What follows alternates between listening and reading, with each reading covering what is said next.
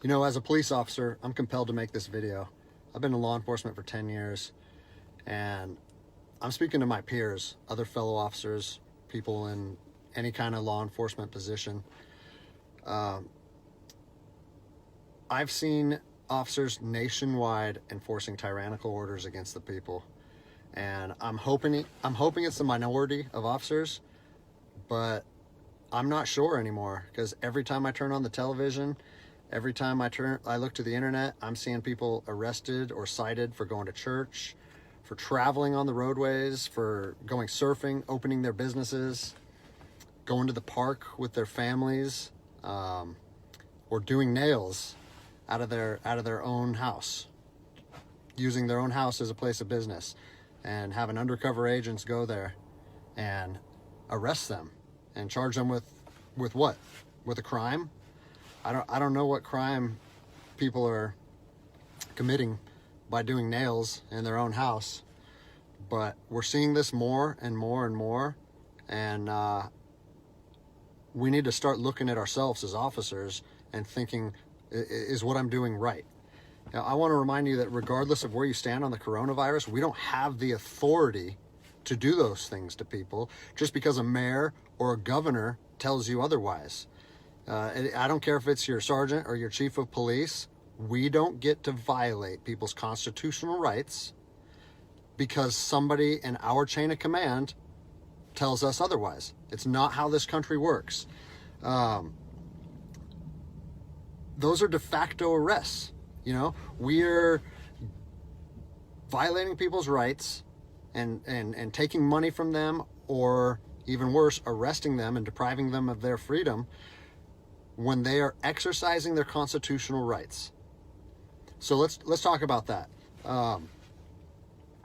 Let's read something right here off of the Declaration of Independence. All men are created equal.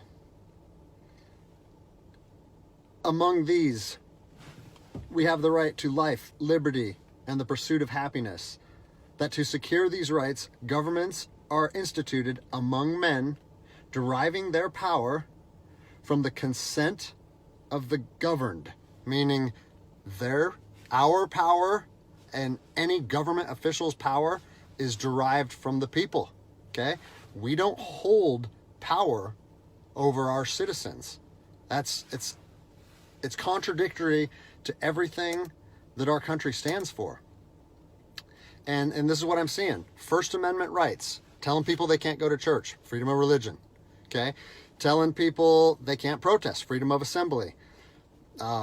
Fourth Amendment violations, illegal traffic stops to check for papers.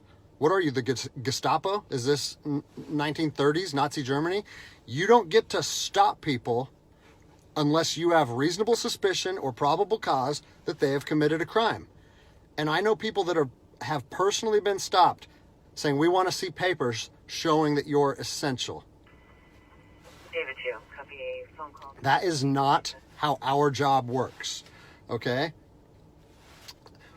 What really has been pissing me off lately is the fact that these officers that are going out here and enforcing these tyrannical orders, what they're doing is they're making my job and my safety, or they're putting my job and my safety at risk. Because what you're doing is you're widening the gap between public trust and law enforcement officers.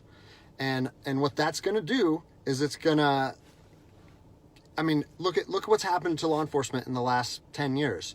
Less and less public trust, and more often than not, that is a result of isolated incidents that get blown out of proportion. Well, they're not isolated anymore. They're happening every single day.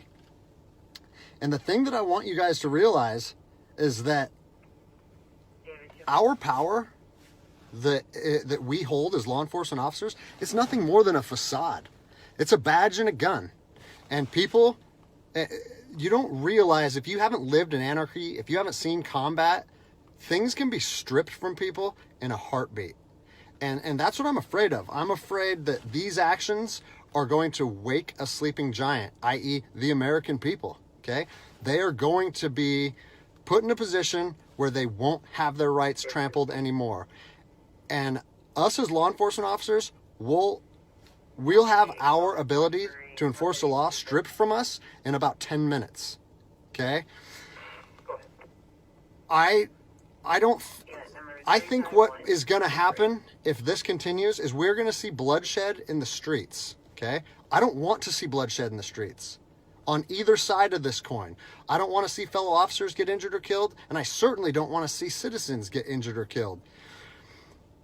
And I promise you, most of you out there doing these tyrannical acts against our citizens, you're not ready for combat. You're not mentally or physically ready for combat in the first place. I promise you, you don't want to go through that, and I hope I never have to go through that again. You don't get to just say, well, I'm doing this because I was told to do so, or I'm following orders, or I need to keep this job. Guess what? I need to keep this job more than anybody. I have 3 young children. I have 2 houses. Like, I have the same sob story that the rest of you guys have. But my personal choices and my living arrangements, no matter what they are, don't allow me to trample on people's rights. And I don't understand why that concept is so hard for people to understand. Listen, you need to stand up for what's right. You need to, if you're part of a department or an agency that is asking people or asking their officers or their deputies to impose on people's rights and infringe on their freedoms, you need to step up and say, no, that's not me. That's not what I signed up for, and that's going against my oath. And if that costs you your job, so be it. At least you'll be able to look at yourself in the mirror at night. I've already expressed this to my department. And luckily for me, I come from a department that I feel like my chain of command shares my view, but I don't care what department you're part of or what your chain of command thinks. You don't get to trample on people's liberty. And so, as a special operations veteran, I've fought on the streets of Iraq under the U.S. government's guise of freedom.